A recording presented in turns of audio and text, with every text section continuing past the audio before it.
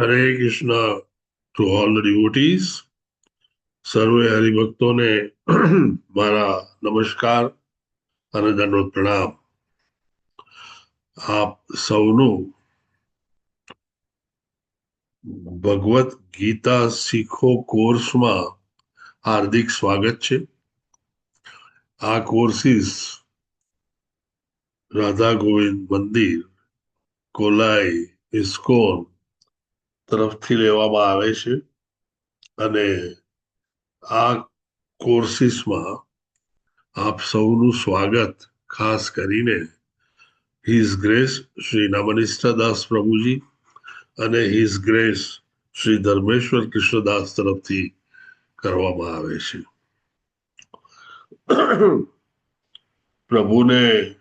પ્રભુના જ્ઞાન મેળવતા પહેલા હંમેશા પ્રાર્થના ખૂબ જ અગત્યની હોય છે.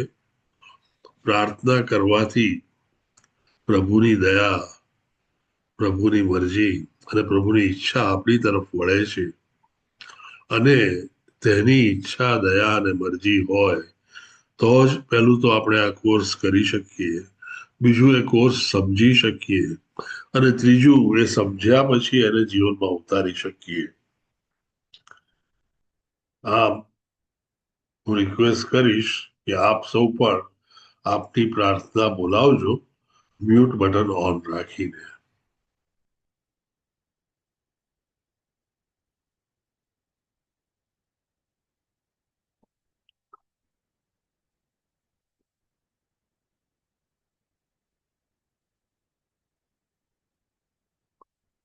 ઓમ અજ્ઞાનતિમિરાન્ધસ્ય જ્ઞાનાંજનશલાકયા ચક્ષુરુન્મિલિतं येन તસ્मै શ્રીગુરવે નમઃ. श्रीचैतन्यमनोभीष्टं स्थापितं येन भूतले स्वयं रूप कदा मह्यं ददाति स्वपदान्तिकम्. वन्देऽहं श्रीगुरुः श्रीयुतपदकमलं श्रीगुरुन् वैष्णवांश्च श्रीरूपं साग्रजातं सगण रघुनाथान्वितं तं सजीवम् साद्वैतं सावधूतं परिजनसहितं श्रीकृष्णचैतन्यदेवं श्रीराधाकृष्णपादान् सगण ललिता श्रीविशाखान्वितांश्च. हे कृष्ण करुणा सिंधो दीनबंधो जगतपते गोपेश गोपिका कांत राधा कांत नमोस्तुते. तप्त कांचन गौरांगी श्री राधे वृंदावनेश्वरी वृषभानुसुते देवी प्रणमामि हरिप्रिये. वाञ्छाकल्पतरुभ्यश्च कृपा सिन्धुभ्य एव च पतितानां पावनेभ्यो वैष्णवेभ्यो नमो नमः. जय श्री कृष्ण चैतन्य प्रभु नित्यानंद श्री अद्वैत गदाधर श्रीवासादि गौर भक्त वृंद. हरे कृष्णा कृष्ण कृष्ण हरे हरे, हरे राम राम राम हरे हरे. हरे कृष्ण टू एवरीवन. આપણે કોર્સની શરૂઆત કરીશું. ચેપ્ટર નંબર 14,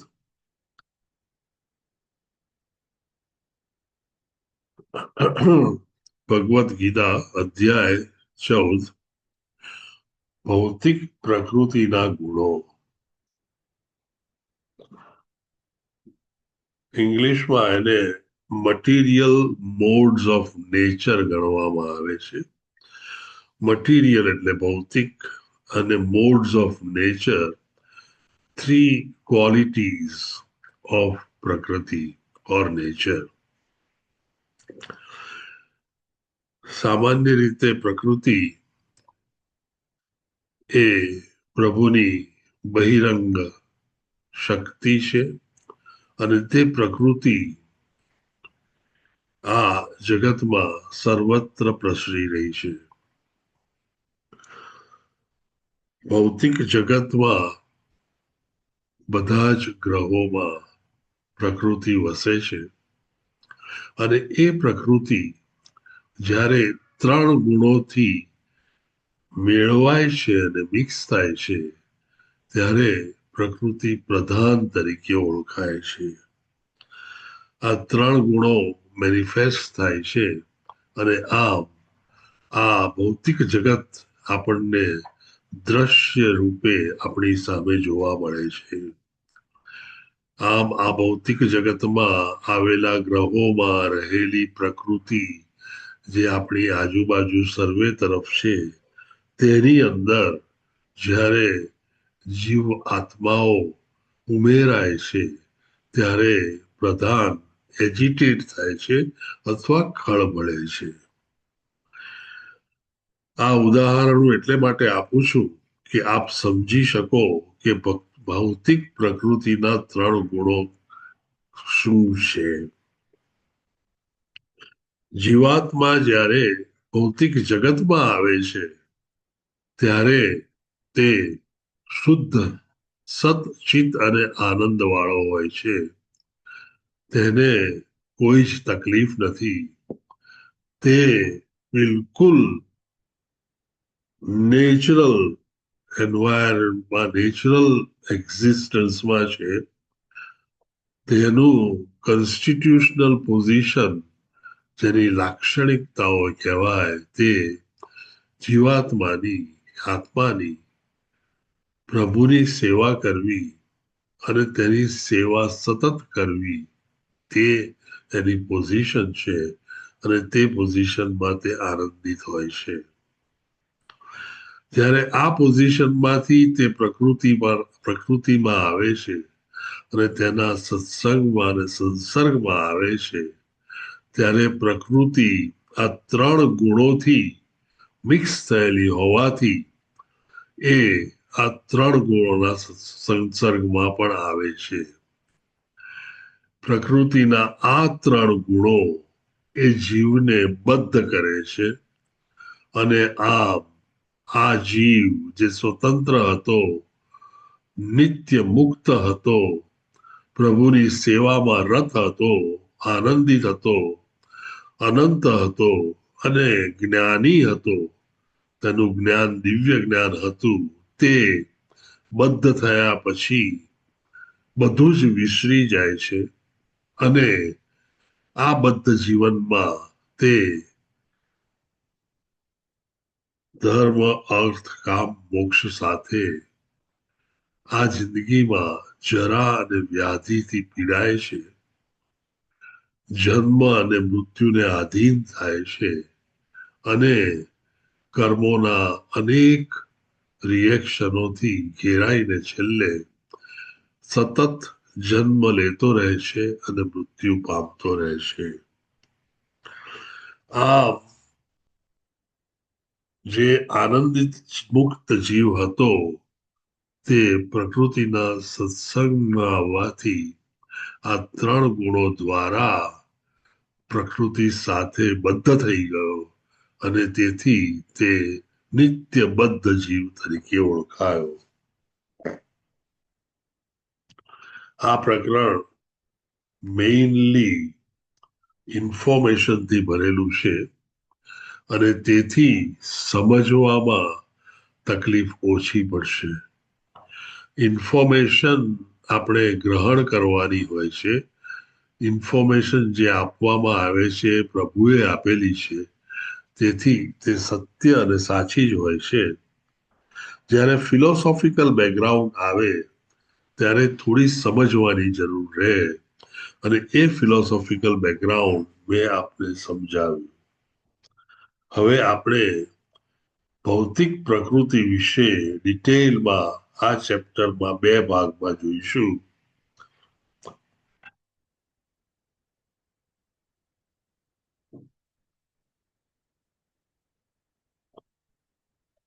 ગયા ચેપ્ટરમાં આપણે જોયું કે અર્જુને 6 પ્રશ્નો પૂછ્યા હતા. આપણે જાણીએ છીએ કે ભગવત ગીતા 5 સબ્જેક્ટ્સમાં વહેંચાયેલી છે.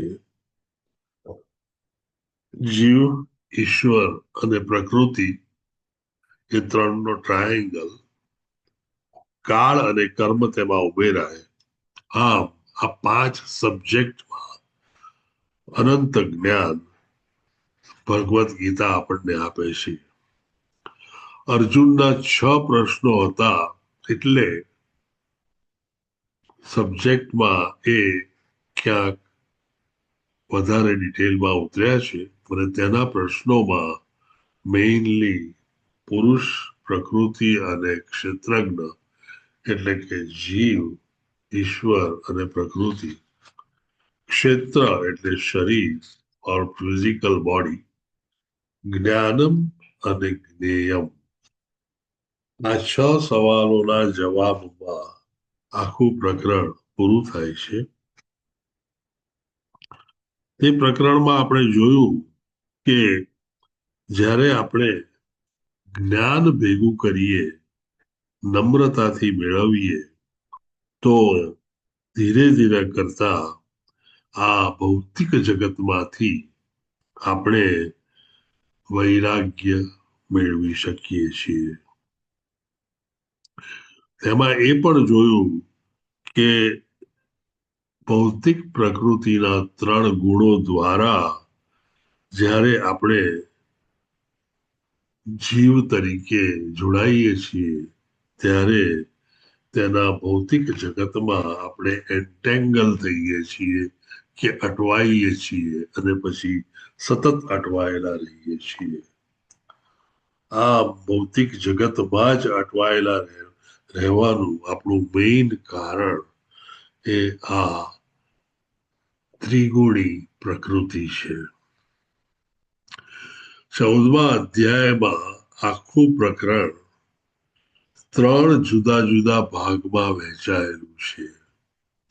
મેં જણાવ્યું તે પ્રમાણે આ આખું પ્રકરણ ભૌતિક ગુણો કે ત્રિગુણી પ્રકૃતિ વિશે છે અને તેથી પહેલો ભાગ એ ભૌતિક ગુણો દ્વારા આત્માનું બંધન એ વિશે છે. આત્મા જ્યારે ભૌતિક જગતના સંસર્ગમાં આવે છે ત્યારે તે ભૌતિક જગત સાથે બંધાય છે, જેને આપણે એન્ટેંગલ્ડ કે બદ્ધ આત્મા કહીએ, અને આમ એ આત્મા કન્ડિશન આત્મા બને છે. બીજો અને ત્રીજો ભાગ એ આ ગુણો દ્વારા બંધનનો પ્રભાવ શું પડે છે. ટૂંકમાં એ ગુણોમાં કયા કર્મો અને મૃત્યુ હોય છે. અને છેલ્લો ભાગ આ જે ગુણો આત્માને બાંધે છે, બદ્ધ જીવ બનાવે છે, તેમાંથી કઈ રીતે મુક્ત થઈ શકાય, એટલે કે આ ગુણોથી પર થઈને transcendental to the modes of material nature, આ 3 ગુણોથી પર થઈ અને આપણે મુક્ત થઈ શકીએ. 3 ગુણોથી પર થવું તેને ગુણાતીત કહી શકાય. ગુણ અતીત, જે ગુણો હતા તે હવે આપણી પાસે નથી. આ 3 ભાગમાંથી આજે આપણે પહેલો ભૌતિક ગુણો દ્વારા આત્માનું બંધન એ વિશે જાણીશું. ધ્યાનથી સાંભળજો, કારણ કે આ બહુ અગત્યનો સબ્જેક્ટ છે અને જે ઇન્ફોર્મેશન છે એ ઘણી જ અગત્યની છે. આ જ ઇન્ફોર્મેશન પર તમારા આગલા 4 ચેપ્ટર અને પછી શ્રીમદ ભાગવતમ અને ચૈતન્ય ચરિતામૃત વગેરેમાં તમને વધારે ખ્યાલ આવશે.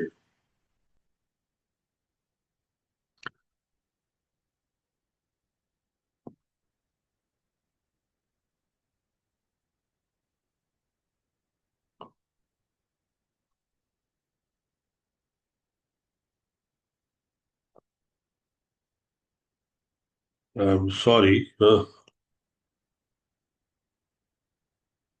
કોમ્પ્યુટર હેંગ થઈ ગયું.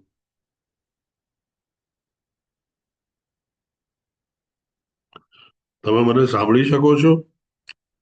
હરે કૃષ્ણ. હા પ્રભુજી, આવે છે. હા પ્રભુજી, ક્લિયર અવાજ આવે છે. હા પ્રભુજી, આવે છે અવાજ. ફાઇન.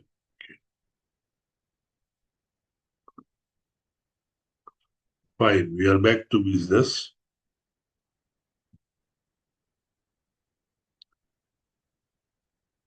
ત્રણ ગુણો દ્વારા શુદ્ધ આત્માના બંધનનું જે વર્ણન છે તે પહેલા 13 શ્લોકોમાં આવે છે અને તેથી આપણે એ 13 શ્લોકો વિશે ડિટેલમાં જાણીશું.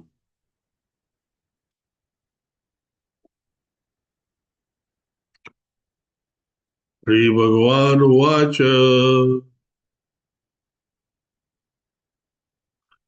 પરમ ભૂયઃ પ્રવક્ષ્યામિ જ્ઞાનાનામ જ્ઞાનમુત્તમમ પ્રજ્વાત્વા મુનયઃ સર્વે પરામ સિદ્ધિમિતો ગતઃ. પૂર્ણ પુરુષોત્તમ પરમેશ્વર બોલ્યા, હવે હું તને સર્વ જ્ઞાનોમાં સર્વશ્રેષ્ઠ જ્ઞાન કે જેને જાણીને બધા મુનિજનો પરમ સિદ્ધિ પામ્યા તે વિશે ફરીથી કહીશ. પ્રભુ પોતે જ્ઞાન આગળ ઉપર આપવા માટે હવે સર્વશ્રેષ્ઠ જ્ઞાનની વાત કરે છે અને જ્યારે પ્રભુ જ્ઞાનની વાત કરતા હોય ત્યારે તે જ્ઞાન દિવ્ય જ્ઞાન હોય. જ્ઞાનના બે પ્રકાર હોય છે. એક આ દુન્યવી જ્ઞાન, ભૌતિક જગતનું જ્ઞાન, જેને આપણે સાદી ભાષામાં ની સાયન્સ કે ભૌતિક જ્ઞાન કહીએ છીએ. પ્રભુનું જ્ઞાન તે દિવ્ય જ્ઞાન હોય છે અને દિવ્ય જ્ઞાન દિવ્યતર અને દિવ્યતમ, ગુહ્ય, ગુહ્યતર અને ગુહ્યતમ એવા ત્રણ પ્રકારના દિવ્ય જ્ઞાન હોય છે. ભૌતિક જગતના જ્ઞાન એ અધૂરું હોય છે અને એ સદાને માટે સાચું નથી હોતું. અમુક પરિબળો હોય, અમુક વસ્તુઓ હોય તો તે પૂરતું તે જ્ઞાન સાચું રહે છે, પણ દરેક જીવનની વસ્તુઓમાં કે દરેક પરિસ્થિતિઓમાં તે જ્ઞાન ખરું ઉતરતું નથી. જ્યારે દિવ્ય જ્ઞાન એ ગમે તે પરિસ્થિતિમાં, ગમે તે અવસ્થામાં, ગમે ત્યારે અને ગમે ત્યાં સત્ય હોય છે. સામાન્ય રીતે આપણું જ્ઞાન, ભૌતિક જગતનું જ્ઞાન એ આપણે સાદી ભાષામાં કહીએ તો એક્સ, વાય અને ઝેડ એક્સિસમાં હોય, એટલે કે 3 ડાયમેન્શનલ હોય. જ્યારે દિવ્ય જ્ઞાન એ મલ્ટી ડાયમેન્શનલ હોય છે. તેમાં કાળ કે સમય ફેક્ટર ઉમેરાયેલું હોય છે અને એ આ જ્ઞાન પ્રભુ પોતે બોલેલા હોવાથી અપુરુષેય જ્ઞાન તરીકે ઓળખાય છે. તમારામાંથી કોઈ કહી શકશો આ 9 ઋષિઓ કોણ છે? Anybody has any idea? જો હોય તો તમે હેન્ડ રેઝ કરી શકો. ન હોય તો કોઈ વાંધો નહીં. ભૂલ કરવામાં કોઈ પ્રોબ્લેમ નથી. આપણે કોઈ એક્ઝામ આપવા બેઠા નથી અને કોઈ આપણને એસેસ કરવા બેઠું નથી. ચાલો આપણે આગળ વધીએ. આ 9 ઋષિઓ તે કવિ, હવિ, અંતરિક્ષ, પ્રબુદ્ધ, પિપ્પલાયન, અવિરહોત્ર, દ્રાવિડ, દ્રુમિલ, ચામસા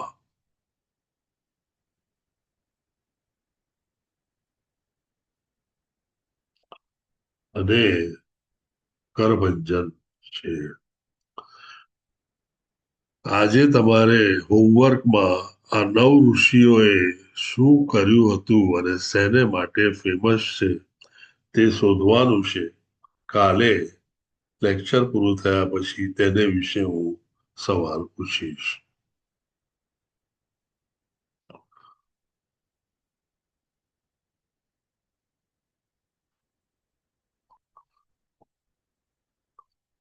ભગવાન ચૈતન્ય મહાપ્રભુના પ્રાગટ્ય વિશેની આગાહી ઘણા વખત પહેલા શાસ્ત્રોમાં થઈ ગયેલી. કૃષ્ણવર્ણ ત્રિષા કૃષ્ણમ સાંગોપાંગસ્થ ભાર્યાશદમ યજ્ઞૈઃ સંકીર્તન પ્રાયજ્ય જંતી સુમેધસ. શ્રીમદ ભાગવતમના 11મા સ્કંદમાં 5મા ચેપ્ટરમાં 32મો શ્લોક. કળિયુગમાં બુદ્ધિશાળી મનુષ્યો નિરંતર કૃષ્ણના નામનું ગાન કરતા કરતા ભગવાનના અવતારનું સામૂહિક સંકીર્તન કરે છે. ભગવાનનો વર્ણ શ્યામ નથી, છતાં તેઓ સ્વયં કૃષ્ણ જ છે. તેમની સાથે તેમના સાથીઓ, સેવકો, આયુધો અને અંતરંગ પાર્ષદો હોય છે.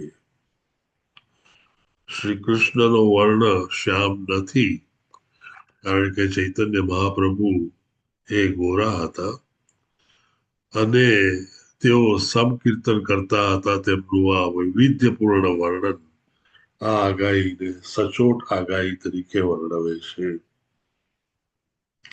અન્ય જગ્યાએ પણ શ્રીમદ ભાગવતમમાં ચૈતન્ય મહાપ્રભુના આગમન વિશે અનેક આગાહીઓ કરેલી છે.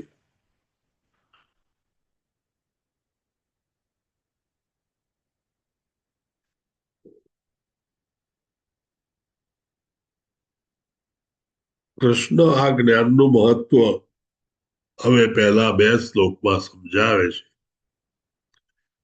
ઇદમ જ્ઞાનમુપાશ્રિત્ય મમ સાધમ્યભાગતઃ સર્ગે અપી નોપજાયન્તે પ્રલયેન વ્યથંતિ ચ. આ જ્ઞાનમાં સ્થિર થવાથી મનુષ્ય મારા જેવી દિવ્ય પ્રકૃતિ પ્રાપ્ત કરી શકે છે. આ પ્રમાણે સ્થિત થવાથી તે સર્જન સમયે જન્મ લેતો નથી કે પ્રલય કાળે વ્યતીત થતો નથી. ટૂંકમાં આ શ્લોક દ્વારા પ્રભુ આપણને જણાવે છે કે દરેક વ્યક્તિ એ પોતાની આત્મા તરીકેની વ્યક્તિગત ઓળખ ધરાવતો હોય છે અને આ જ્ઞાનમાં સ્થિર થવાથી, એટલે આ દિવ્ય જ્ઞાનમાં સ્થિર થવાથી તે મુક્ત જીવ બને છે. મુક્ત જીવ તે સતત કૃષ્ણ ભાવના મૃતમાં રહીને તેના ધ્યાનને પ્રભુના ચરણોમાં કેન્દ્રિત કરે છે.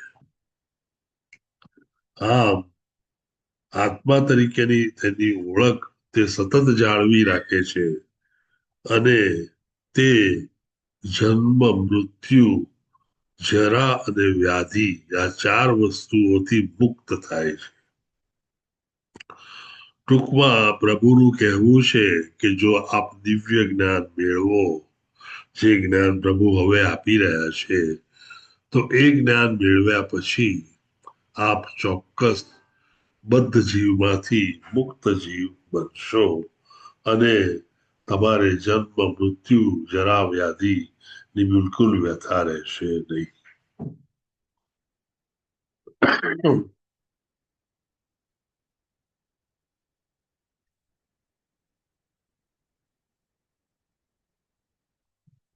ભૌતિક પ્રકૃતિના 3 ગુણો અને જ્ઞાનનો પરિચય અને મહિમા આપણને સમજાવે છે કે આ જ્ઞાન મેળવ્યા પછી આપણે ફરીથી મુક્ત જીવ બની શકીએ, પ્રભુની જેવી દિવ્ય પ્રકૃતિ પ્રાપ્ત કરી શકીએ અને જો તે થાય તો પ્રલય સમયે આપણું મૃત્યુ થાય અને પાછું જ્યારે જગત અસ્તિત્વમાં આવે ત્યારે આપણો જન્મ થાય અને પછી અનેક જન્મ, મરણ અને જન્મ અને મરણની વચ્ચે જરા અને વ્યાધિથી પીડાઈએ તે વસ્તુઓ બંધ થાય. ટૂંકમાં આ દિવ્ય જ્ઞાનથી કૃષ્ણ જેવી મુક્તિ અને ગુણાતીત પ્રકૃતિ પ્રાપ્ત થાય છે. ગુણો વગરની કે ગુણોથી પર એને ગુણાતીત કહેવાય. જેને જાણીને તમામ ઋષિઓએ પરમ પૂર્ણતા પ્રાપ્ત કરી તે આ જ્ઞાનની વાત છે. અત્યાર સુધીમાં I think everything is clear અને વી આર સેઇલિંગ વેલ. કોઈ પણ સવાલ હોય તો જરૂરથી પૂછી શકો, પણ મોટા ભાગે તમારા બધા જ સવાલના જવાબ આ પૂરું થશે ત્યારે મળી ગયા હશે.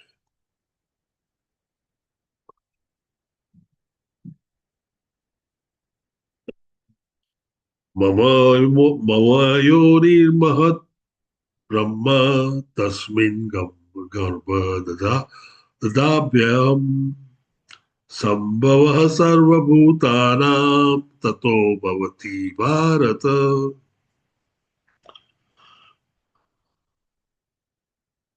હે ભરત પુત્ર, બ્રહ્મ નામનો સમગ્ર ભૌતિક પદાર્થ જન્મનો સ્ત્રોત કહેવાય છે અને હું આ બ્રહ્મનું જ ગર્ભધાન કરું છું, જેનાથી સર્વ જીવોનો જન્મ શક્ય બને છે.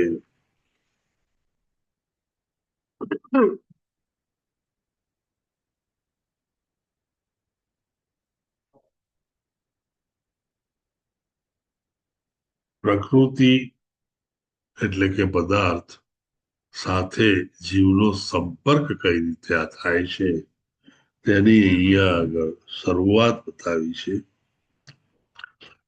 ભૌતિક જગતમાં જ્ઞાન ત્રિગુણી પ્રકૃતિથી ડોળાયેલું હોય છે.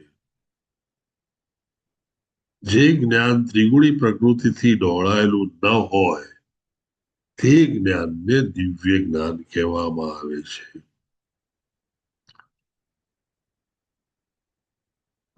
દિવ્ય જ્ઞાન વાળી વ્યક્તિ પ્રભુ સાથે એક જ પ્લેટફોર્મ પર હોય છે. આમ આધ્યાત્મિક જગતમાં આધ્યાત્મિક ફોર્મ, આધ્યાત્મિક પ્રવૃત્તિઓ વગેરેને ભક્તિમય જીવન કહેવામાં આવે છે. ત્રીજો શ્લોક આપણે જોયો એ હવે આપણે ચોથા શ્લોકની સાથે કમ્બાઈન કરીશું. બંને શ્લોકનો મિનિંગ એક તરફ લઈ જાય છે. સર્વયોનિષુ કુંતેય મૂર્તય સંભવંતી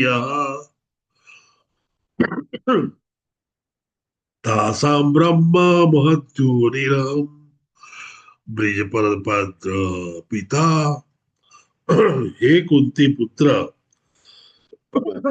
સમજી લેવું જોઈએ કે સર્વ યોનિઓ આ ભૌતિક પ્રકૃતિમાં જન્મ દ્વારા શક્ય બને છે અને હું તેમનો બીજ પ્રદાન કરનાર પિતા છું.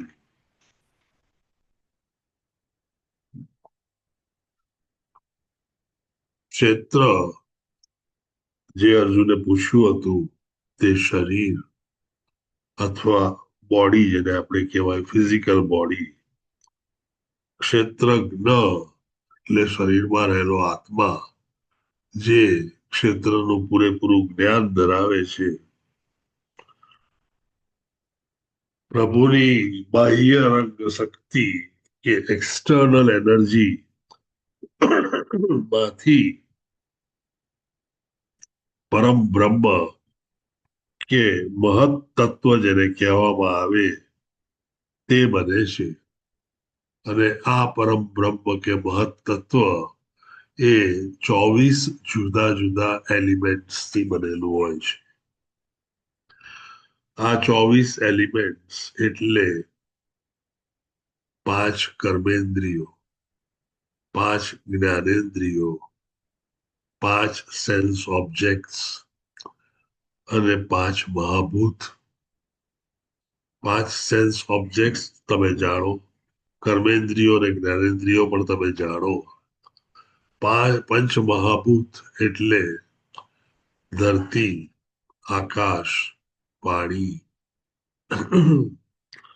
વાયુ, આ પાંચ મહાભૂતો જેને પંચ મહાભૂત કહેવામાં આવે તે 20 સાથે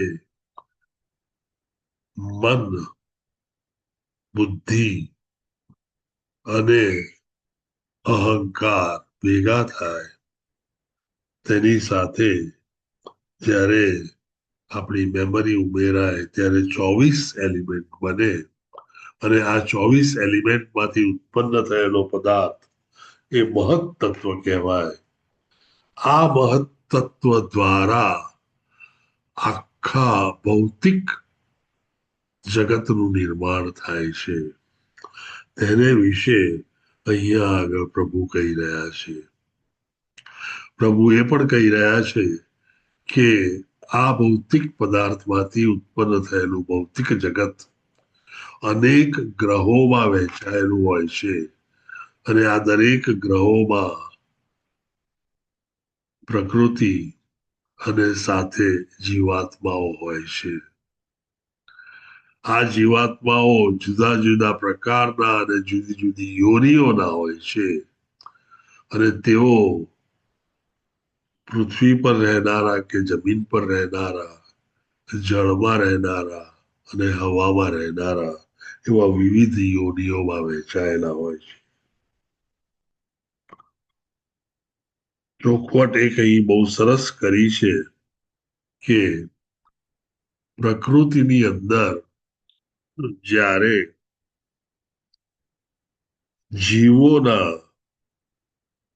કાળ, કર્મ અને સ્વભાવ ઉમેરાય ત્યારે પ્રકૃતિમાંથી પ્રધાન બને અને આ ઇમ્પ્રેગ્નેટેડ પ્રકૃતિની અંદર અનેક જીવો તારાઓની જેમ ચમકતા હોય એને પ્રધાનમાંથી જીવોની ઉત્પત્તિ થાય અને તે આ સમગ્ર જગતમાં વહેંચાય.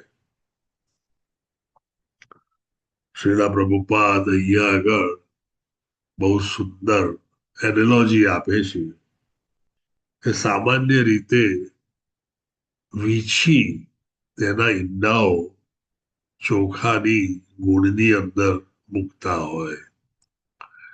જ્યારે ચોખા ગુણમાંથી બહાર કાઢીએ ત્યારે તે ઈંડાઓ બહાર આવે.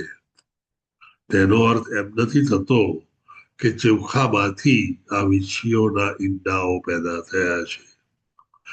વીછીના ઈંડાઓ તો વીછીએ પોતે જ પેદા કરેલા છે. તેમ આ જગતમાં અનેક જીવિત વ્યક્તિઓને જોઈએ તો તેને જગતે ઉત્પન્ન કરેલી છે એવી ભૂલ કરવી ન જોઈએ કે પ્રકૃતિએ ઉત્પન્ન કરેલી છે તેવી ભૂલ કરવી ન જોઈએ. પ્રકૃતિ માતા તરીકે અને પ્રભુ સર્વોપરી પ્રભુ પિતા તરીકે બીજદાન કરે છે અને આમ જીવોની ઉત્પત્તિ થાય છે.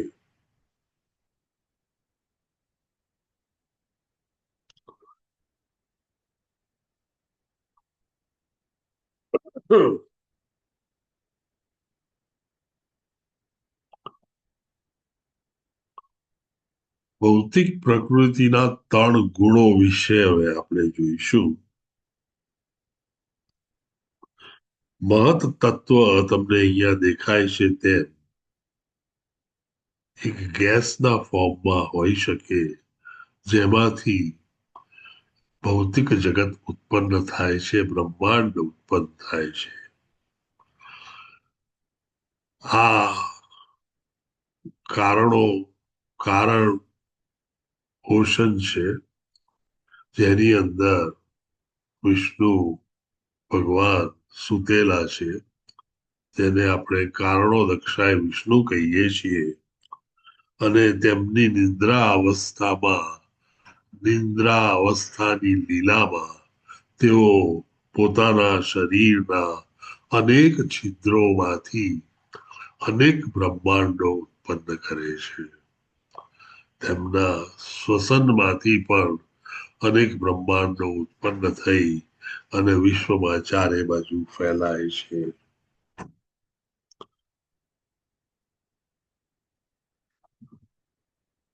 આ જે મહાદરિયો છે એ ઓશન વિરાજ નદી રૂપે હોય છે.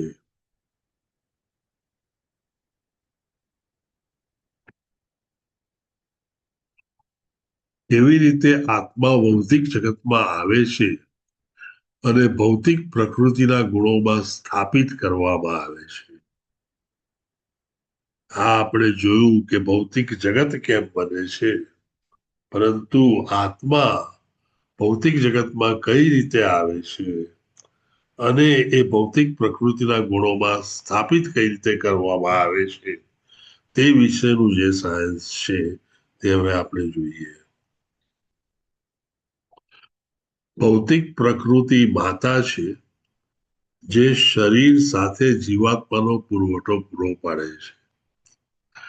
જે પણ ભૌતિક જગતમાં આપણને શરીર મળે છે તે ભૌતિક શરીર છે અને તેની અંદર આત્મા એક ક્ષેત્રજ્ઞ તરીકે કામ કરે છે. આ ભૌતિક શરીરની કિંમત જ્યાં સુધી તેમાં આત્મા વસેલો હોય ત્યાં સુધી જ હોય છે અને જેવો આત્મા ભૌતિક શરીર છોડે એટલે તે શરીર બિલકુલ કામ વગરનું નકામું હોય છે. આમ આત્મા એ સૂક્ષ્મ અને સ્થૂળ શરીર આવરણ તરીકે વાપરે છે અને અનેક ક્રિયાઓ કરે છે. ભગવાન તેમને શક્તિશાળી નજરે જીવાત્માને ત્યાં મૂકે છે અને આમ બીજ સાથે ભૌતિક પ્રકૃતિને ગર્ભિત કરે છે. ટૂંકમાં મેં જે સમજાવ્યું હતું તે પ્રમાણે પ્રકૃતિ એક માતા છે જે જીવને આત્માને શરીર આપે છે અને ભગવાન પોતે એક પિતા છે જે પોતાની શક્તિશાળી નજરથી બીજ દાન કરે છે પ્રકૃતિને અને તેથી જીવાત્મા ઉત્પન્ન થાય છે અને બંધ થાય છે.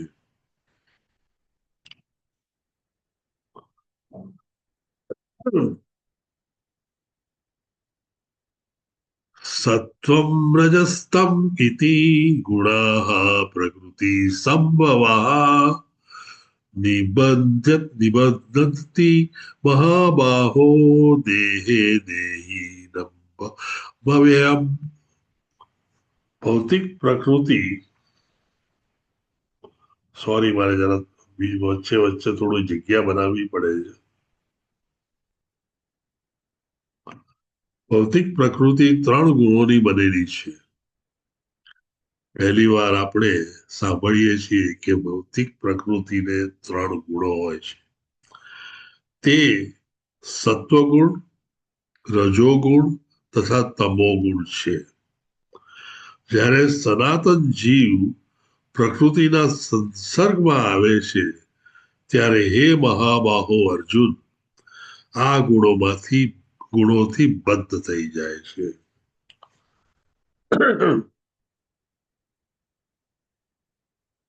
પ્રકૃતિની અંદર જ્યારે બીજ દાન કરવામાં આવે છે ત્યારે જીવાત્મા આવે છે અને એ જીવાત્મા જ્યારે પ્રકૃતિના સંસર્ગમાં આવે ત્યારે તે પ્રકૃતિના 3 ગુણોના સંસર્ગમાં આવે છે. સત્વ, રજો અને તમો ગુણ. અને આ 3 ગુણો આ જીવને બંધ કરી દે છે પ્રકૃતિ સાથે.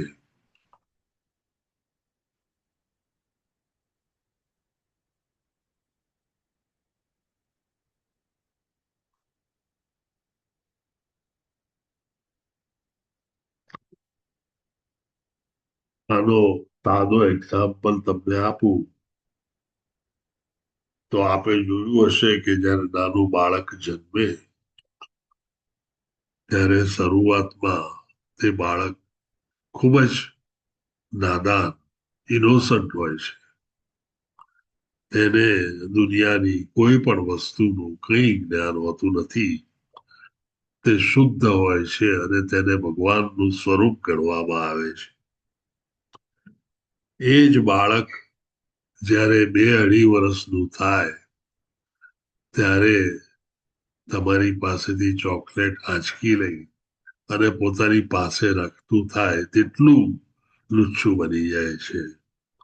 અને પછી એ બાળક જ્યારે 7-8 વર્ષનું થાય ત્યારે તેનામાં અનેક લુચ્ચાઈઓ બધી જ સામાન્ય વ્યક્તિઓ જેવી આવેલી હોય છે.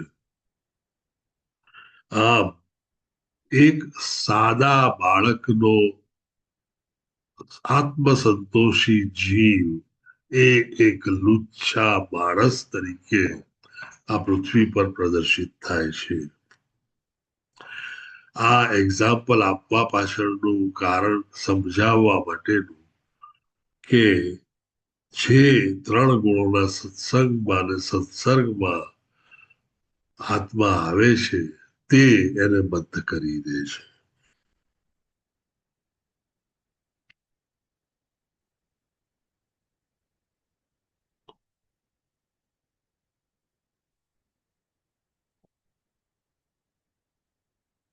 ભૌતિક પ્રકૃતિના 3 ગુણો જીવાત્માને કઈ રીતે નિયંત્રિત કરે છે, બંધ કરી દે છે. એ સાંભળ્યું, સમજ્યા કે ભાઈ ચાલો આ ઇન્ફોર્મેશન છે કે પ્રકૃતિ ના સત્સંગમાં આવે કે સંસર્ગમાં આવે એટલે એને તરત 3 ગુણો એને ઝડપી લે છે અને પછી સદાને માટે ત્યાં બંધ કરી દે છે. આમ જીવ કારણ વગર જન્મ મૃત્યુના ફેરાઓમાં સંકળાઈ જાય છે અને બંધ બની જાય છે. લેફ્ટ સાઈડે તમે જુઓ છો એ ગુણાતીત આત્મા છે જે ખરેખર સત ચિત અને આનંદમાં છે. એ શાશ્વત જીવાત્માનો આત્મા છે. સત એટલે કે અનંત છે, ચિત્ત એટલે પૂર્ણ દિવ્ય જ્ઞાની છે અને આનંદમાં છે, આનંદિત છે.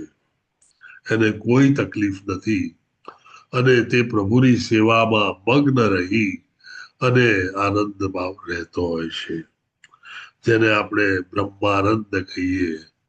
ઘણું ઊંચું હોય છે બ્રહ્માનંદ થી, પણ અત્યારની સમજ માટે બ્રહ્માનંદ રાખીએ. હવે એ સંપર્કમાં કોના આવે છે? તો કે એ સંપર્કમાં આવે છે ભૌતિક પ્રકૃતિના 3 ગુણો જેને આપણે અગાઉ જોયા. સાત્વિક ગુણ, રાજસ ગુણ અને તામસ ગુણ. ગુણો દ્વારા બદ્ધ જીવાત્માને આ ગુણો અનુસાર કર્મ કરવાની ફરજ પાડવામાં આવે છે. નિર્દોષ એવો શાશ્વત જીવ આત્મા જીવાત્મા તરીકે આવ્યો, પ્રકૃતિમાં ભેળવાયો અને આ 3 ગુણોએ તેને તરત ગુલામ કરી દીધો અને તેને બંધ કરીને એ ગુલામને પછી કઈ રીતે જીવવું અને કયા કર્મ કરવા તેની ફરજ પણ એ 3 ગુણો પાડવા માંડ્યા. કહી શકાય કે બહોત ના ઇન્સાફી હૈ, પરંતુ આ બધું આપણે પોતે જ ઊભું કર્યું છે. આપણે ભગવાનની જેમ એન્જોયર બનવું હતું. કૃષ્ણ ભગવાન જો એન્જોય કરે તો હું કેમ ન કરું, અને એ જો બધું મેળવતા હોય તો હું પણ મારું કેમ ન મેળવું. આ ફિલોસોફિકલ બેકગ્રાઉન્ડમાં આપણે રિબેલિયન થયા અને મોટો બળવો કર્યો અને તેથી આપણે આ ભૌતિક જગતમાં મારું અને હું, આઈ એન્ડ માઇન એ વિશે કરવા આવ્યા, પણ અહીં તો આપણે કંઈક બીજી જ વસ્તુમાં ફસાઈ ગયા.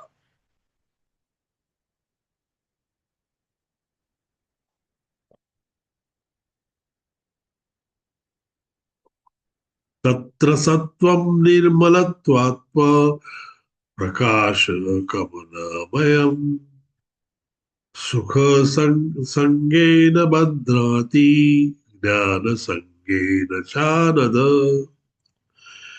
હે નિષ્પાપ, સત્વગુણ અન્ય ગુણો કરતા અધિક શુદ્ધ હોવાથી પ્રકાશ આપનારો અને મનુષ્યને સર્વ પાપ કર્મોથી મુક્ત કરનારો છે. જે મનુષ્યો આ ગુણમાં અવસ્થિત હોય છે તેઓ સુખ તથા જ્ઞાનના ભાવથી બદ્ધ થઈ જાય છે. ટૂંકમાં હવે ભૌતિક ગુણો કેવી રીતે શુદ્ધ જીવને બાંધે છે તેમાં 5 થી 9 શ્લોકોમાં આપણને પહેલો ગુણ એ સત્વ ગુણ વિશે કહેવામાં આવે છે.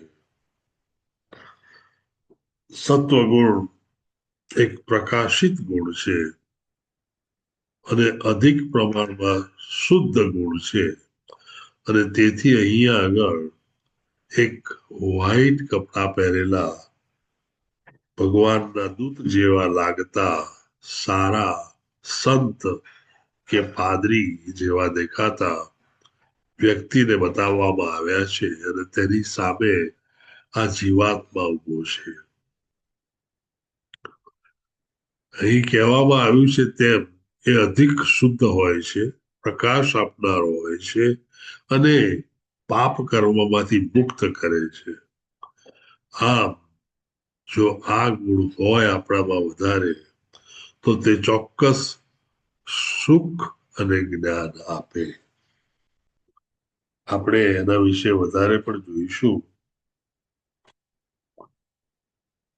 ભૌતિક પ્રકૃતિના 3 ગુણોમાં પહેલો ગુણ સાત્વિક બદ્ધ ગુણ. સાત્વિક અથવા સત્વ ગુણ એને મોડ ઓફ ગુડનેસ ઇંગ્લિશમાં કહેવામાં આવે છે. For a very good reason it is known as goodness. સાત્વિક બદ્ધ જીવ સત્વગુણ જીવાત્માઓને કેવી રીતે જોડે છે? જેમ પહેલા જોયું તેમ પ્રકાશિત કરનાર છે, વ્યક્તિને બધી પાપી પ્રતિક્રિયાઓથી મુક્ત કરે છે. જેઓ સાત્વિક ગુણમાં સ્થિત હોય છે તેઓ સુખ અને જ્ઞાનની ભાવના દ્વારા બદ્ધ હોય છે. કમ્પેરેટિવલી આ સંસાર દુઃખાલયમાં આ વ્યક્તિ કદાચ સૌથી ઓછા દુઃખ વાળી ચોક્કસ કહી શકાય. સાત્વિકના શ્રેષ્ઠ ઉદાહરણો કયા કયા? આવા સારા માણસો કયા કયા? તો કહે છે વૈજ્ઞાનિક, સૈદ્ધાંતિક અને કવિ. સમજી શકાય એવી સાદી વસ્તુ છે. વૈજ્ઞાનિક અને સૈદ્ધાંતિક અને વૈજ્ઞાનિક લોકો પોતાના કામમાં રચ્યા પચ્યા હોય પણ બહુ સીધા સાદા હોય. સૈદ્ધાંતિક લોકો પોતાના બેઝિક પ્રિન્સિપલ ગોઠવીને બેઠા હોય અને તે પ્રમાણે જ જીવન જીવતા હોય. અને કવિઓ આપ જાણો છો તેમ હંમેશા નિર્દોષ કવિઓ અનેક સારી કવિતાઓ લખતા હોય. સુખની ભાવનાનું કારણ શું? કારણ કે વ્યક્તિ પાપ પ્રતિક્રિયાઓથી ઓછા વધતા અંશે મુક્ત છે. પાપની પ્રતિક્રિયાઓ એટલે કે રિએક્શન ટુ ઓલ ધી અનર્થાસ એ આપણને દુઃખમાં નાખે છે. જ્યારે પાપ કર્મો ન હોય તો પાપ કર્મો ન હોવાથી તેના રિએક્શન એટલે કે તેની પ્રતિક્રિયાઓ પણ ન હોય અને તેથી આપણને દુઃખ પણ ન હોય અને ઓટોમેટિકલી સુખની એ આપણને સુખની ભાવના આપે. તેની નિયતિ શું? તો કે મુક્તિની કોઈ સંભાવના નથી. તમે જો ફક્ત સત્વ ગુણથી બંધ થઈ અને આખે આખું જીવન જીવો તો એ જીવનને અંતે તમારી પાસે એટલી બધી ક્રેડિટ ના આવે કે તમે આ જીવનના સાયકલમાંથી મુક્ત થઈ લિબરેટ થઈ અને પ્રભુ પાસે જઈ શકો.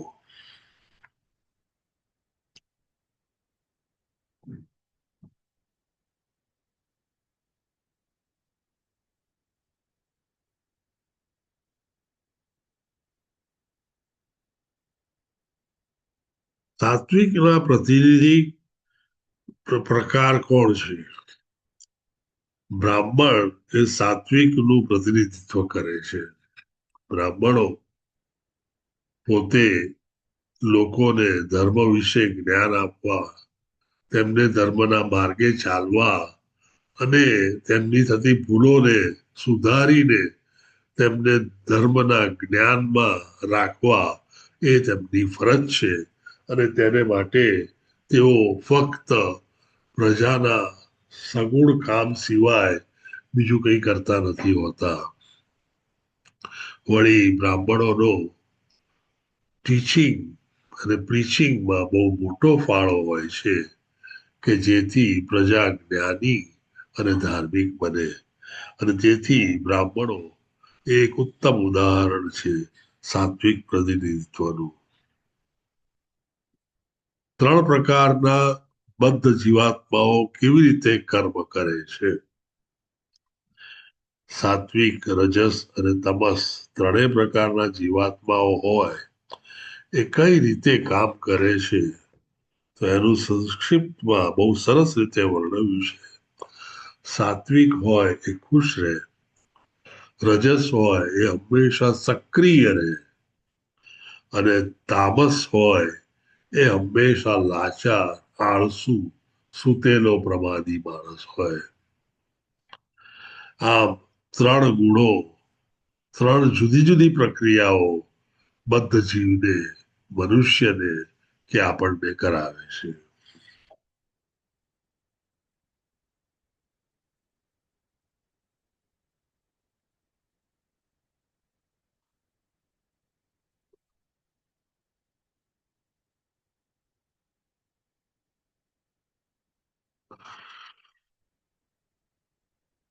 રજોરાગાત્મકમ વિદ્ધિ તૃષ્ણા સંગ સમુદ્ધવમ બદ્ધાતિ કૌંતેય કર્મ સંગેન દેહિનમ. હે કુંતી પુત્ર, રજોગુણી ઉત્પત્તિ અમર્યાદિત ઈચ્છાઓ તથા તૃષ્ણાને કારણે થાય છે. રજોગુણી ઉત્પત્તિ અમર્યાદિત ઈચ્છાઓ તથા તૃષ્ણાને કારણે થાય છે અને આથી જ દેહધારી જીવ સકામ કર્મથી બદ્ધ થઈ જાય છે. રજોગુણ વાળી વ્યક્તિ ઈચ્છાઓ અનેક હોય છે, માગણીઓ અનેક હોય છે, તૃષ્ણાઓ અનેક હોય છે અને તેથી તે હંમેશા સતત સક્રિય હોય છે. અહીંયા આગળ જીવાત્માને બતાવ્યો છે અને પાછળ અહીંયા આગળ એ દૂત છે અને આ એના ઈચ્છાઓને કર્મો બતાવ્યા છે.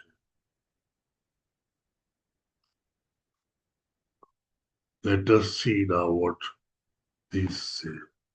રાજસબદ્ધ લોકો જે હોય તે પ્રકૃતિના 3 ગુણમાં શું કરે? રાજસબદ્ધ રજોગુણ જીવાત્માઓને કેવી રીતે બાંધે છે? ઈચ્છા અને આસક્તિ ના દોરડાઓથી રજોગુણમાં જોડાય છે. જ્યારે આપણી ઈચ્છાઓ અનેક હોય, આપણી તૃષ્ણા હોય, આપણી આસક્તિઓ હોય ત્યારે આપણે એ વ્યક્તિના અટેચમેન્ટમાં, એ વસ્તુના એટેચમેન્ટમાં કે એ જગતના એટેચમેન્ટમાં સતત રહેતા હોઈએ છીએ. આમ રજોગુણ આ દુનિયા સાથે આપણને આપણી ઈચ્છાઓ, આસક્તિઓ થી બાંધી દે છે અને તે દોરડાઓનું કામ કરે છે. પુરુષ અને સ્ત્રી વચ્ચે મજબૂત આકર્ષણ એ આમાં આવે છે. દરેક વ્યક્તિને ડિઝાયર ફોર સેક્સ પણ હોય અને તે આકર્ષણ તેમને ઓપોઝિટ સેક્સથી બંધનમાં મૂકે અને બંધનમાં રાખે. આધુનિક સભ્યતાની પ્રગતિ શું છે? આધુનિક જગતની સભ્યતાની પ્રગતિ તે સ્વભાવ આપણે બધા પ્રવૃત્તિ સાથે જોડીએ છીએ. જેટલી પ્રવૃત્તિ વધારે કરીએ તેટલી વધારે પ્રગતિ ગણાય, કારણ કે પ્રવૃત્તિ કરવાથી આપણને લક્ષ્મી મળે છે અને જેટલી લક્ષ્મી વધારે મળી તેટલી આપણે પ્રગતિ કરી તેવું આપણે ભૂલ ભરેલું માનીએ છીએ. આમ આપણી પ્રગતિનો આંક આપણે કેટલી લક્ષ્મી મળી તે પરથી નક્કી કરીએ છીએ. સાદી ભાષામાં કહીએ તો કોની પાસે કેટલો મોટો બંગલો છે, કેટલી કાર છે, કેટલું બેંક બેલેન્સ છે, કેટલી વાર પરદેશ જાય છે, કેટલી વાર વેકેશનમાં જાય છે, એની પરથી તેનો સક્સેસ નક્કી થાય છે. આ બિલકુલ તદ્દન પાયાની ખોટી વાત છે. ખરેખર દરેકનો સક્સેસ તેની પોતાની જિંદગીના ટ્રાન્સફોર્મેશનમાં, તેના પોતાના આધ્યાત્મિક જીવનના પ્રોગ્રેસમાં રહેલો હોય છે અને તેની પરથી જ નક્કી થવો જોઈએ. પૈસાની પરિસ્થિતિ પરથી સક્સેસ નક્કી કરવો એ ખોટી વસ્તુ છે. આના એક એક્ઝામ્પલ રૂપે કહી શકાય કે ઈશોપનિષદમાં ઈશાવાસ્ય પ્રિન્સિપલ આપેલો છે, જેમાં શ્રી કૃષ્ણ ભગવાન જણાવે છે કે આ દુનિયામાં જીવિત દરેક વ્યક્તિને તેનો કોટા આપવામાં આવેલો હોય છે અને એ કોટા પ્રમાણે તેને પૈસા વાપરી અને તેની જિંદગી જીવવી જોઈએ. જ્યારે તમે અઢળક પૈસો ભેગો કરો ત્યારે ચોક્કસ તમે કોઈ બીજાનો પૈસો ચોર્યો છે અને તમારા કોટામાં કોઈ દિવસ આટલો પૈસો હોઈ શકે જ નહીં. આમ તમે અલ્ટિમેટલી કૃષ્ણ ભગવાનને જો આ દુનિયાના માલિક માનતા હો તો તમે કોઈ વ્યક્તિના ચોર કરતા કૃષ્ણ ભગવાનના જ ચોર છો. તમે જો ભગવાનની જ ચોરી કરતા હો તો તમને દુઃખ આપનાર પણ ભગવાન જ હોઈ શકે. આમ આપણે આપણા ઈશાવાસ્ય પ્રિન્સિપલ કે આપણા પોતાના ચોક્કસ પ્રમાણેના કોટા પ્રમાણે જ રહેવું જોઈએ અને તે જ જીવન જીવવું જોઈએ. રજોગુણથી ઉત્પન્ન થાય છે. શું ઉત્પન્ન થાય છે? આ બહુ સરસ છે અને ઘણું સમજવા જેવું છે. ભૌતિક આનંદ અને ભાવના સંતોષ માટે ઝંખના. આપણે આપણામાં એવી ઝંખનાઓ ઉત્પન્ન થાય છે કે જે ભૌતિક આનંદ અને ભાવનો સંતોષ જોઈએ. સમાજ, રાષ્ટ્ર વગેરેના માં સન્માન ઈચ્છે છે. પત્ની, ઘર, બાળકો વગેરે સાથે સુખી કુટુંબ ઈચ્છે છે. ભાવના સંતોષ માટે રહેઠાણનું નિર્માણ કરે છે અને એ પણ કેવું મહેલ જેવું બનાવે કે જાણે એવું લાગે કે આ ભાઈ અહીંયા આગળ શાશ્વત જિંદગી જીવવાના છે. જાણે 10,000 વર્ષ હું અહીંયા રહેવાનું હોઉં, એટલા મોટા મહેલ બાંધું, એટલો મોટો બંગલો બાંધું અને 60 વર્ષે હું ગુજરી જાઉં તો એનો શું અર્થ? આમ કામના ફળોથી બંધાયેલા હોય છે. ટૂંકમાં રજસબદ્ધ લોકો કામથી પ્રેરાયેલા હોય છે. તેમની ઈચ્છાઓ અને ઝંખનાઓ ઘણી બધી હોય છે અને તેની પાછળ જ તેઓ જિંદગી પૂરી કરે.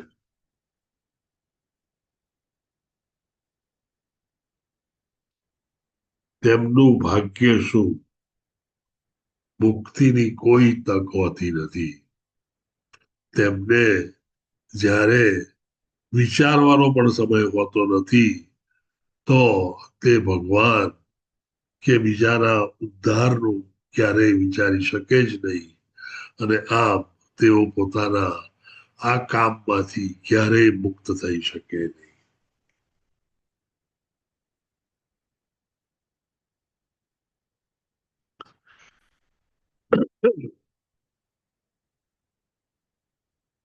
ભૌતિક ગુણો કેવી રીતે જીવને શુદ્ધ જીવને બાંધે છે, તેનો આ 8મું વર્ષ એટલે 8મો શ્લોક. તમસ્વજ્ઞાનજમ વિદ્ધિ મોહનમ સર્વદેહિનામ પ્રમાદાલસ્ય નિદ્રાભી અસ્ત્રી શ્રીમંત નથી ભારત.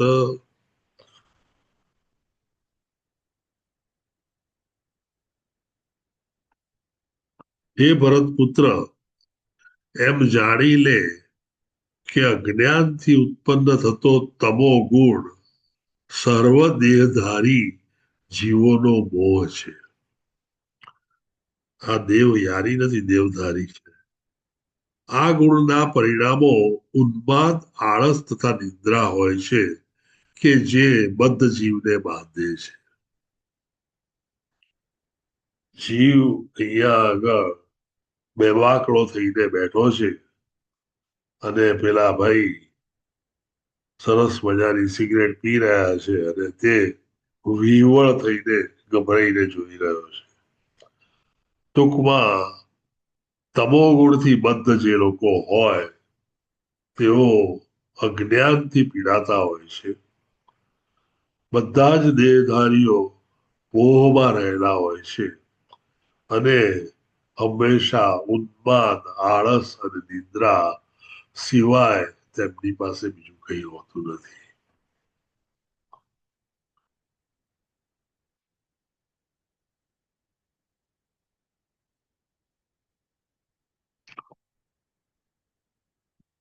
ભૌતિક પ્રકૃતિના 3 ગુણોમાં હવે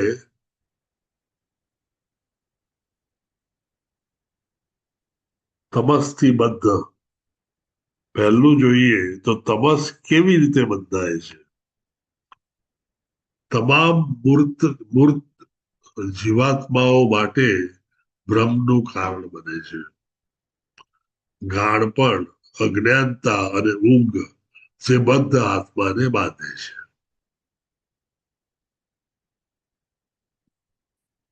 લાક્ષણિકતા શું છે?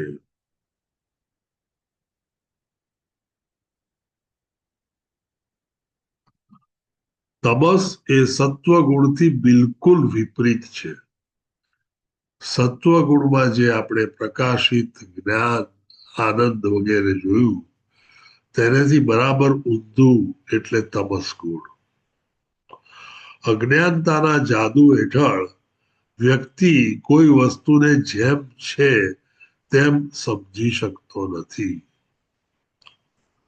વસ્તુ જેમ છે તેમ તેને સમજવી એનો અર્થ કે આપણું પરસેપ્શન પરફેક્ટ હોવું જોઈએ. આ મોબાઈલ મેં હાથમાં લીધો હોય તો એ જ્યારે હું ફીલ કરું ત્યારે મને ખ્યાલ આવવો જોઈએ કે એ મોબાઈલ છે. જો એવું થાય તો એનો અર્થ એમ કે હું વસ્તુને જેવી છે તેવી સમજી શકું છું. પરંતુ જો મને કોઈક એક સ્ત્રી જોઈને એમ થતું હોય કે સ્વર્ગનું દ્વાર છે, તો એ જે વસ્તુ છે તેને તેવી હું જોતો નથી.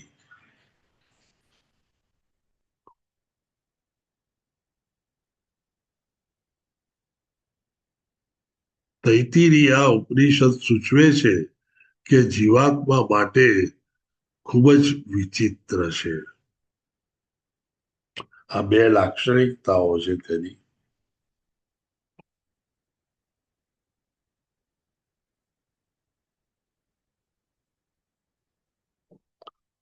તે કેવી રીતે પ્રગટ થાય છે?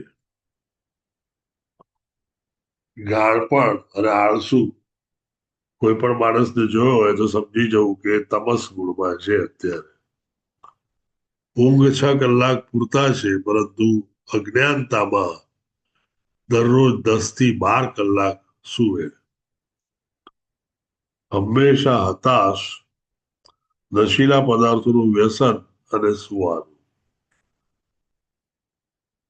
છેલ્લે તેમનું ભાગ્ય શું હોય છે?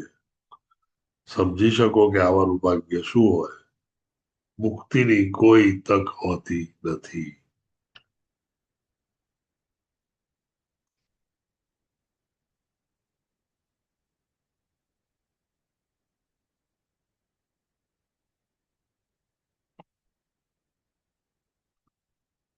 ભૌતિક ગુણો કેવી રીતે શુદ્ધ જીવને બાંધે છે તેનો આ છેલ્લો શ્લોક છે. અને તેથી તે વિશે 3 ગુણો વિશેનું આ જ્ઞાન એ છેલ્લું જ્ઞાન છે. સત્વમ સુખે સંજયતિ રજઃ કર્મણિ ભારત જ્ઞાનમાવૃત્ય તુ તમઃ પ્રમાદે સજ્જયત્યુત. હે ભરત પુત્ર, સત્વગુણ મનુષ્યને સુખથી બાંધે છે, રજોગુણ સકામ કર્મથી બાંધે છે અને તમોગુણ મનુષ્યના જ્ઞાનને ઢાંકીને તેને પ્રમાણથી બાંધે છે. ફરીથી એકવાર બોલું છું, બહુ અગત્યનું સેન્ટેન્સ છે અને તમારે આ સતત યાદ રાખવું પડશે કે જેથી તમે આગળ ઉપરની કૃષ્ણ કથાઓ અને ભગવત વાંચનમાં સહાયરૂપ થાય. હે ભરત પુત્ર, સત્વગુણ માણસને મનુષ્યને સુખથી બાંધે છે, પણ બાંધે તો છે જ, સુખથી બાંધે છે, ભલે સુખ છે પણ બાંધે છે એટલે બદ્ધ તો છે જ, એ મુક્ત થતો નથી. રજોગુણ સકામ કર્મથી બાંધે છે, જે આપણે કર્મો કરીએ અને તેના રિએક્શન આવે તેનાથી બાંધે છે. અને તમોગુણ મનુષ્યના જ્ઞાનને ઢાંકીને તેને પ્રમાદથી બાંધે છે. તમે આળસુ જેટલા થઈ જાઓ કે બીજું કંઈ કરવાનું જ ન હોય.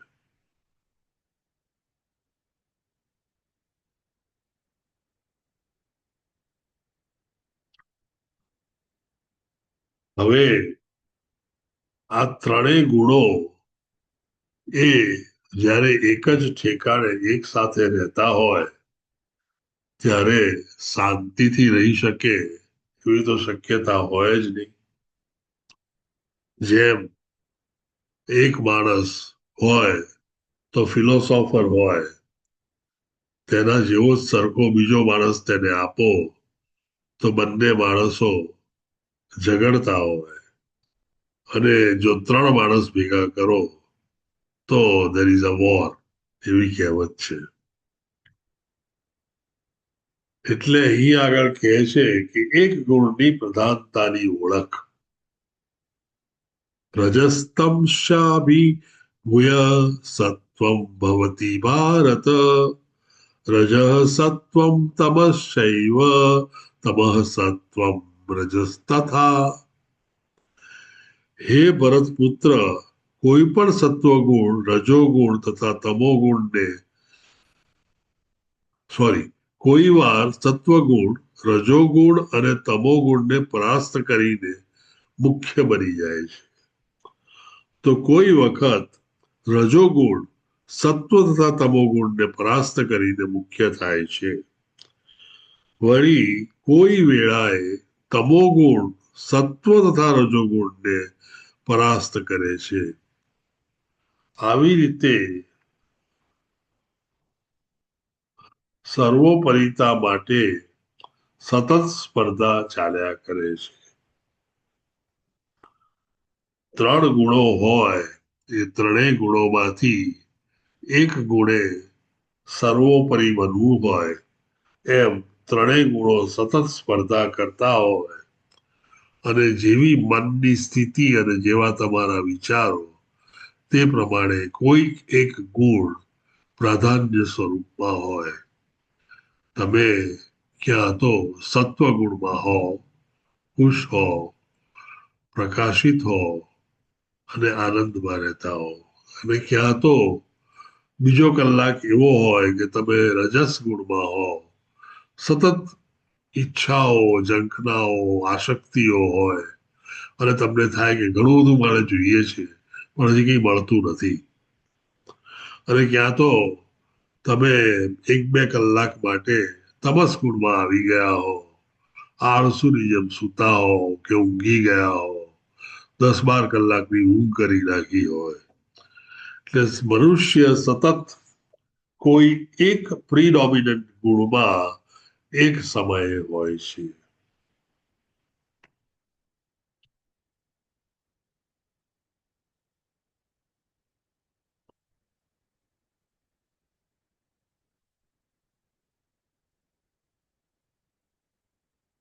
એક ગુણની પ્રધાનતાની ઓળખ કઈ રીતે કરવી?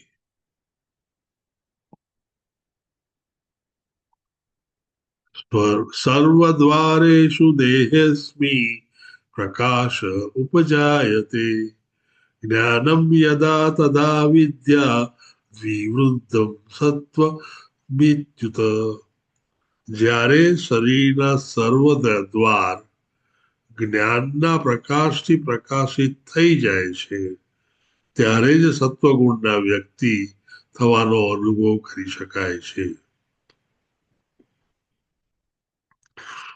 તમે જો સતત સત્વગુણમાં જ રહેતા હો એવા સારા વ્યક્તિ હો તો શરીરના સર્વ દ્વાર, અગાઉ આપણે જોયું છે તેમ આપણે 9 દ્વારની નગરીમાં રહીએ છીએ અને આ 9 દ્વાર દરેકે દરેક દ્વાર જ્ઞાનથી પ્રકાશિત હોય તો તમે સત્વગુણના વ્યક્તિ ગણાવો.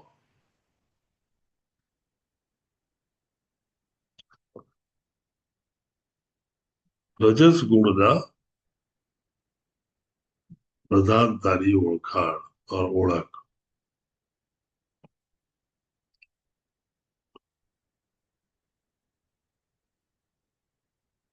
લોભ પ્રવૃત્તિરારંભ કર્મણામ શમઃ સ્પૃહા રજસ્યેતાની જાયન્તે વિવૃદ્ધે ભારતર્ષભ. હે ભરત શ્રેષ્ઠ, જ્યારે રજોગુણમાં વધારો થઈ જાય છે ત્યારે અત્યંત આસક્તિ, સકામ કર્મ, ઉગ્ર ઉદ્યમ, અનિયંત્રિત ઈચ્છા તથા લાલસાના લક્ષણો પ્રગટ થાય છે. તમે અહીંયા આગળ આપેલા ચિત્રમાં જોઈ શકો છો કોઈકની પત્ની લઈને ઉભો રહી ગયો છે, trying to say that she is my wife. કોઈકનું ધન લઈ અને ચારે તરફથી એકઠું કરી અને સંતાવવાનો પ્રયત્ન કરી રહ્યો છે કે ક્યાંક દ્વેષના ભાવે જોઈ અને હમણાં તારું ખૂન કરી નાખીશ એવું વચ્ચે કરેલો દેખાતો માણસ દેખાય છે. ટૂંકમાં રજોગુણ જ્યારે વધારે પડતો પ્રિડોમિનન્ટ હોય ત્યારે અત્યંત આસક્તિ, સકામ કર્મ, ઉગ્ર ઉદ્યમ, સવારના વહેલો ઉઠી જાય, રાતે મોડી રાત સુધી કામ કરે, રાતે 10-11 વાગે ઘેર પાછો આવે, અનિયંત્રિત ઈચ્છાઓ, એટલી બધી ઈચ્છાઓ હોય કે બધી પૂરી થાય જ નહીં ક્યારેય. આ બધા લક્ષણો જે લાલસાના હોય છે તેવો માણસ બની જાય છે જ્યારે તે રજસ ગુણમાં હોય ત્યારે.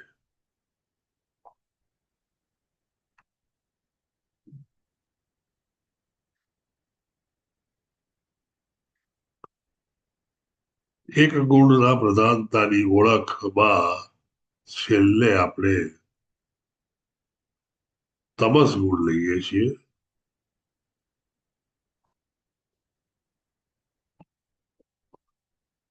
અપ્રકાશો અપ્રવૃત્તિશ્ચ પ્રમાદો મોહ એવ ચ તમસ્યેતાની જાયન્તે વિવૃદ્ધે કુરુનંદન.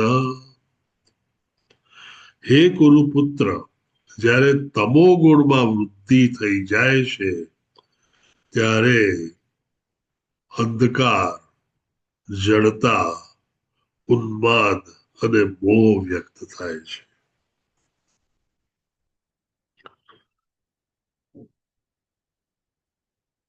કુરુપુત્ર તરીકે તેને ઓળખાણ આપી અર્જુનને. કૌરવો તેના ભાઈઓ છે તે જણાવ્યું તેણે, અને પછી તે એ જ કૌરવોનું વર્ણન કરે છે કે તમો ગુણમાં વૃદ્ધિ થઈ જાય છે ત્યારે અંધકાર, જડતા, ઉન્માદ અને મોહ વ્યક્ત થાય છે. આપણે ત્યાં સામાન્ય રીતે કહેવત હોય છે કે વિનાશ કાળે વિપરીત બુદ્ધિ. જ્યારે આપણો વિનાશ થવા બેઠો હોય ત્યારે આપણે વિપરીત બુદ્ધિથી કામ કરીએ છીએ, કારણ કે ક્યાંક આપણે ધર્મને ત્યાગી દીધો છે અને અધર્મમાં અટવાઈ ગયા છીએ. જ્યારે આ અધર્મના અજવાળા લાંબો સમય સુધી આપણે જોયા કરીએ ત્યારે ચોક્કસપણે વિપરીત બુદ્ધિ આવે અને આપણો નાશ આપણી સામે આવે. અંધકાર, જડતા, ઉન્માદ અને મોહ, આ ચારેય વસ્તુઓ વિનાશ સિવાય બીજું કંઈ જ કરી શકતા નથી. આમ જ્યારે વ્યક્તિ કોઈક દવાઓથી એડિક્ટ થઈ જાય કે એવી લતે ચડી જાય, જેમ કે ગેમ રમવી, અત્યારે ટીવી અને વિડીયો ગેમ બહુ કોમન છે, તેની લત પણ લાગી જાય છે અને ક્યારે એડિક્શન થયું તે ખબર પડતી નથી. લોકો સોશિયલ પ્લેટફોર્મ તરીકે વાપરતા હોય તે ફેસબુક કે વોટ્સએપમાં લોકો રાતે 3-4 વાગ્યા સુધી જાગતા હોય તો ચોક્કસપણે એ અંધકાર, જડતા, ઉન્માદ અને મોહ જ પેદા કરી શકે. વહેલા સુઈ વહેલા ઉઠે તેને જ જીવનનો આનંદ મળી શકે, તેને જ પ્રભુ મળી શકે, તેને જ ધર્મ મળી શકે. આમ જ્યારે ધર્મની વિરુદ્ધના કામમાં આપણે પડીએ ત્યારે એ અધર્મ આપણને તમસ ગુણમાં લઈ જાય છે. અને જ્યારે એ અધર્મ દ્વારા મેળવેલી લક્ષ્મી કે એ અધર્મથી મેળવેલી બધી જ વસ્તુઓ જ્યારે આપણે ભેગી કરીને ઉપયોગ કરતા હોઈએ ત્યારે એ ચોક્કસપણે આપણને રજસ ગુણમાં લઈ જાય, અનેક કામો આપણી પાસે કરાવે જે કામોની કોઈ જરૂર ન હોય, અનેક આકાંક્ષાઓ આપણામાં પેદા કરે, અનેક ઈચ્છાઓ અને ઝંખનાઓ પેદા કરે કે ક્યાંય આપણે શાંતિથી પલાઠી વાળીને બેસી પણ ન શકીએ. એટલા બધા કામો, એટલી બધી ઈચ્છાઓ, એટલી બધી ઝંખનાઓ, એટલી બધી તૃષ્ણાઓ કે એનો કોઈ જ અંત ન હોય, અને એવી પરિસ્થિતિ હોય ત્યારે જીવન ખરેખર એક ભાર રૂપ થાય અને અંતે આપણને એ ભાર ન સહન થવાથી વિનાશ તરફ આપણે દોડીએ. આજે આપણે ભૌતિક જગત ની ઉત્પત્તિનો થોડો ભાગ, એ ભૌતિક જગતમાં 3 પ્રકૃતિ કઈ રીતે ઉત્પન્ન થાય અને એ પ્રકૃતિમાં 3 ગુણો, 3 3 modes of material nature વિશે જાણ્યું. તેમના નામ સત્વ, રજસ અને તમસ છે. આ ત્રણેય ગુણો જુદા જુદા પ્રકારના છે. સત્વ એ પોઝિટિવ, પ્રકાશ આપનારો, સુખ આપનારો, આનંદ આપનારો છે. પણ છતાં પણ જ્યારે પ્રકાશના, સુખ, આનંદ અને એમાં આપણે જોડાયેલા હોઈએ ત્યારે મુક્તિ મળતી નથી. તે જ રીતે રજસમાં જ્યારે એ ઈચ્છાઓ, તૃષ્ણાઓ અને અનેક ઝંખનાઓ જે આપણને સતત તરસ્યા રાખે અને સતત કામ કરવા પ્રેરે, શાંતિથી બેસવા ન દે, એ ચોક્કસપણે આપણને કોઈ પણ જાતનું લિબરેશન કે મુક્તિ આપી શકતી નથી અને એક મોહમાં સતત પાછળ દોડાવે છે. અને છેલ્લે જોયું તે પ્રમાણે તમો ગુણ એ એક એવો ભયંકર ગુણ છે કે જેનેથી આપણો વિનાશ ખૂબ જ આરામથી શક્ય બને છે.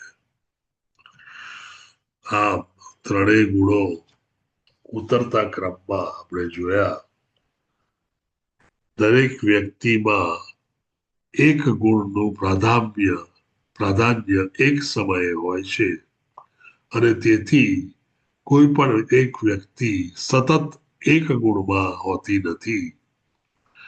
મૂળ અને વિચારો પ્રમાણે, આજુબાજુના એન્વાયરમેન્ટ પ્રમાણે એ બદલાતું રહે છે અને તેથી મનુષ્ય ક્યાં તો સાત્વિક ગુણમાં પ્રિડોમિનન્ટલી હોય और પ્રાધાન્ય રીતે હોય, ક્યાં તો એ રજસ ગુણમાં હોય અને ક્યાં તો એ તમસ ગુણમાં પ્રાધાન્ય ધરાવતો હોય. જ્યારે વ્યક્તિ એક જ ગુણમાં સતત હોય ત્યારે શું થતું હોય છે એ આપણે 11, 12 અને 13મા શ્લોકમાં જોયું. સાત્વિક ગુણવાળો આનંદમાં, જ્ઞાન વાળો અને પ્રકાશમાં હોય છે, પરંતુ તે બંધાયેલો તો ચોક્કસ હોય જ છે અને બદ્ધ જીવ હોવાને કારણે તેને ક્યારેય મુક્તિ મળતી નથી. ટૂંકમાં મુક્તિ મેળવવી હોય તો સમથિંગ બેટર દેન સાત્વિક, જેને આધ્યાત્મિક ભાષામાં શુદ્ધ સાત્વિક કે પ્યોર ગુડનેસ કહેવાય છે, એ મૂળમાં આવવું પડે, જેની આપણે અહીંયા વાત કરી જ નથી. બીજો રજસ ગુણ એ આપણને બધી ઈચ્છાઓથી બાંધેલા રાખે છે અને તેથી આ જગતમાંથી આપણે કોઈ દિવસ રજસ ગુણમાં મુક્તિ મેળવી શકે એવી શક્યતા હોતી નથી. કારણ કે આપણી અનેક ઈચ્છાઓ બાકી હોય છે અને જ્યાં સુધી ઈચ્છાઓ હોય ત્યાં સુધી એટેચમેન્ટ હોય અને જ્યાં સુધી એટેચમેન્ટ હોય ત્યાં સુધી મુક્તિ મળે ક્યાંથી. અને છેલ્લે તમો ગુણ, એવો ભયંકર ગુણ કે જે આપણને વિનાશ તરફ દોરી જાય છે. એ અંધકાર, જડતા, ઉન્માદ અને મોહમાં રાખી અને આપણો સદંતર મનુષ્ય જાત તરીકે વિનાશ કરે છે.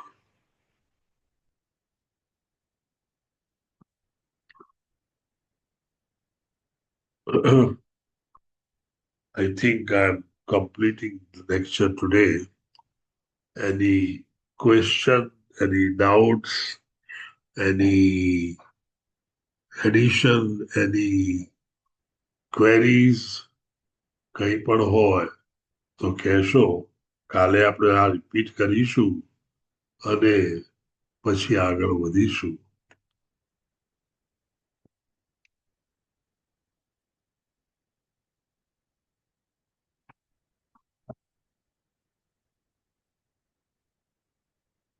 એટેન્ડન્સ લિંકમાં બધાએ એટેન્ડન્સ ભરી હશે તેવી હું આશા રાખું.